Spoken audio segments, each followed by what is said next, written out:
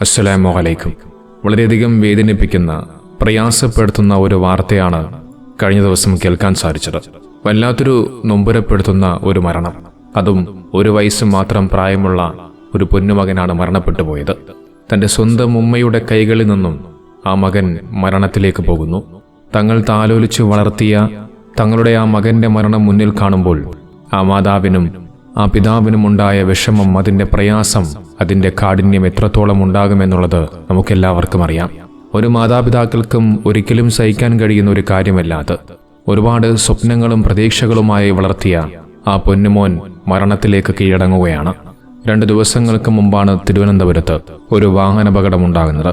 ഓട്ടോറിക്ഷയും അതോടൊപ്പം എതിർദിശയിൽ വന്ന ബുള്ളറ്റും തമ്മിൽ കൂട്ടിയിടിച്ചുകൊണ്ട് ഒരു അപകടം സംഭവിക്കുന്നു.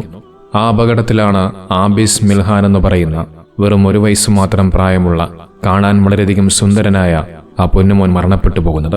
തിരുവനന്തപുരം നെടുമങ്ങാട് വലിയ മലയിൽ വെച്ചുകൊണ്ടാണ് ഈ പൊന്നുമോൻ സഞ്ചരിച്ചിരുന്ന ഓട്ടോറിക്ഷയും അതോടൊപ്പം ബൈക്കും കൂട്ടിയിടിച്ച് അപകടമുണ്ടായത്. വിതുര സ്വദേശിയായിട്ടുള്ള ഷിജാദ് എന്ന സഹോദരന്റെ മകനാണ് ആബിസ് എന്ന് പറയുന്ന ഈ പൊന്നുമോൻ.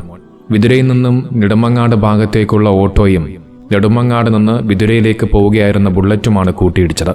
ഓട്ടോറിക്ഷയിൽ ഷിജാദും അതോടൊപ്പം അദ്ദേഹത്തിന്റെ ഭാര്യ നൌഷിദയും അവരുടെ 3 മക്കളും ഉണ്ടായിരുന്നു.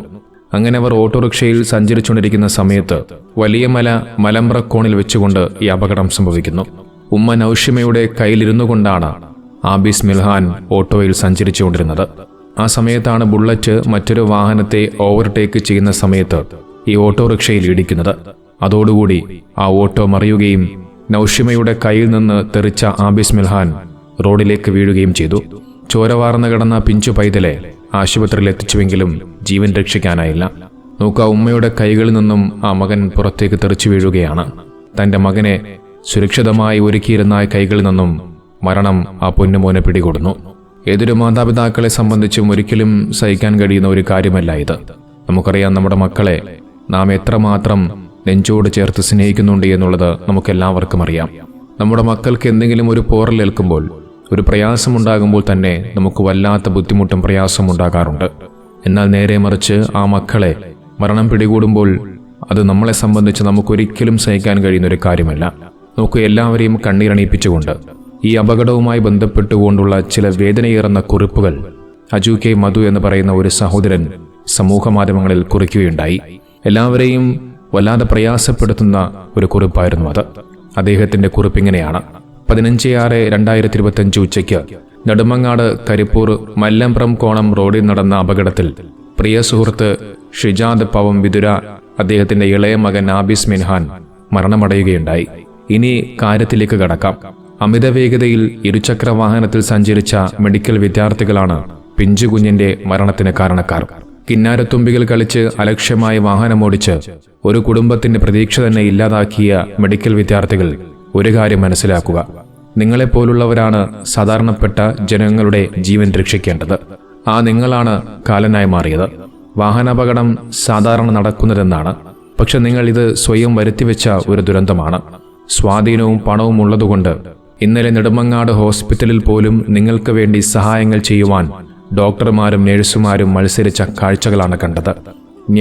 ന്യായത്തിന്റെ ഭാഗത്തു നിന്ന് ചിന്തിച്ചാൽ ദൈവത്തിന്റെ കോടതിയിൽ നിങ്ങൾക്കൊരിക്കലും മാപ്പ് നൽകില്ല.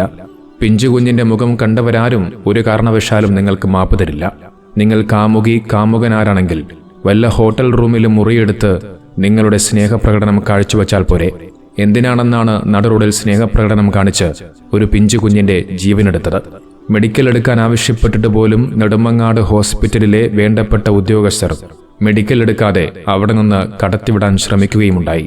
പിന്നെ കൂടുതൽ വിഷയങ്ങൾ വഷളായപ്പോഴാണ് മെഡിക്കൽ വിദ്യാർത്ഥികളെ കൊണ്ട് മെഡിക്കൽ എടുക്കാൻ അവർ സമ്മതിച്ചത്.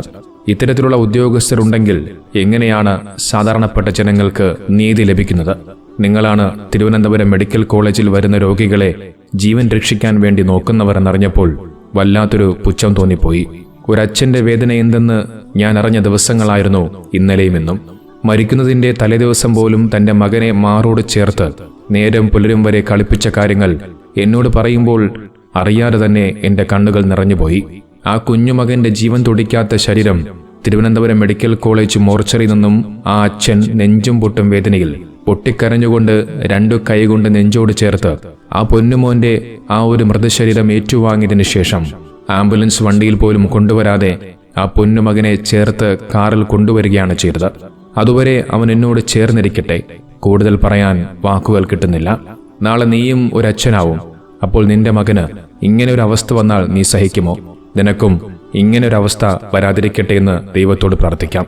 ഇതായിരുന്നു അദ്ദേഹത്തിന്റെ ആ ഒരു കുറിപ്പ്.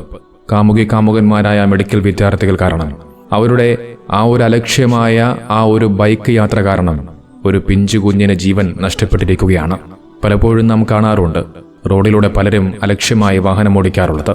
അവർക്കതൊരു പ്രഹസനമായിരിക്കാം, അവർക്കത് ഒരു എൻജോയ്മെന്റ് ആയിരിക്കാം. കൂടെ ഇരിക്കുന്നവൻ അല്ലെങ്കിൽ കൂടെ ഇരിക്കുന്നവൾ ഒരു ത്രില്ലിന് വേണ്ടി അല്ലെങ്കിൽ ഒരു രസത്തിന് വേണ്ടി വാഹനം അമിത വേഗത്തിൽ ഓടിക്കാൻ പറയുമായിരിക്കാം. പക്ഷെ അലക്ഷ്യമായ വാഹന ഓട്ടത്തിൽ നിങ്ങൾ നഷ്ടപ്പെടുത്തുന്നത് ഒരു പ്രതീക്ഷയാണ്, ഒരു കുടുംബത്തിന്റെ അത്താണിയാണ്, ഒരുപാട് ഓർമ്മകളെയാണ് നഷ്ടപ്പെടുത്തുന്നത്. ഒരുപാട് വർഷക്കാലം സ്നേഹിക്കുകയും കൊഞ്ചിക്കുകയും ചെയ്ത ഒരു ജീവനാണ്. അദ്ദേഹം ഈ കുറിപ്പിൽ പറഞ്ഞതുപോലെ ഇവിടെ ഈ ബൈക്ക് ഓടിച്ചവൻ നാളെ അവനൊരു കല്യാണം കഴിച്ച് അതിൽ അവനൊരു കുഞ്ഞുണ്ടാവുകയും ആ കുഞ്ഞിനെ അവൻ ഒരുപാട് സ്നേഹിക്കുകയും അത്തരത്തിൽ സ്നേഹിച്ച ആ ഒരു കുഞ്ഞ് ഇതുപോലെ ഏതെങ്കിലും ഒരുവൻ അലക്ഷ്യമായി വാഹനം ഓടിച്ച് ആ കുഞ്ഞിന്റെ ജീവൻ നഷ്ടപ്പെടുമ്പോൾ മാത്രമേ അതിന്റെ പ്രയാസവും അതിന്റെ വേദനയും അതിന്റെ കാഠിന്യവും എത്രത്തോളം ഉണ്ട് എന്നുള്ളത് അവന് മനസ്സിലാക്കാൻ സാധിക്കുകയുള്ളൂ. ഇപ്പോൾ കാണിക്കുന്നതെല്ലാം പ്രായത്തിന്റെ ചോരത്തിളപ്പിൽ മാത്രമാണ്.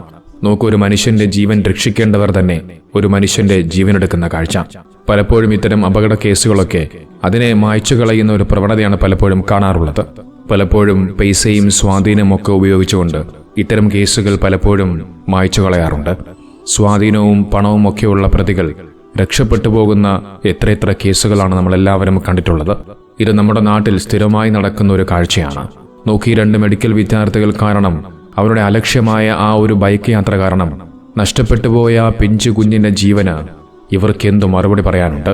നോക്കൂ, ആ പിഞ്ചു കുഞ്ഞിന്റെ ജീവന് പകരമായി ഇവർ എത്ര തന്നെ പ്രത്യുപകാരം ചെയ്താലും, ഇവർ എത്ര തന്നെ കോടികൾ കൊടുത്താലും അതൊരിക്കലും പകരമാവില്ല. അള്ളാഹുവിനടുക്കൽ ആ പൊന്നുമോന് സ്വർഗം ഉറപ്പാണ്. ആ മാതാപിതാക്കൾക്ക് എല്ലാം സഹിക്കാനും ക്ഷമിക്കാനുമുള്ള മനസ്സ് അള്ളാഹു കൊടുത്ത് അനുഗ്രഹിക്കുമാറാകട്ടെ. ഇതുപോലെയുള്ള വാഹന അപകടങ്ങളെ തൊട്ട് അള്ളാഹു സുബ്ഹാനഹു വ തആല നമ്മെ എല്ലാവരെയും കാത്തുരക്ഷിക്കുമാറാകട്ടെ.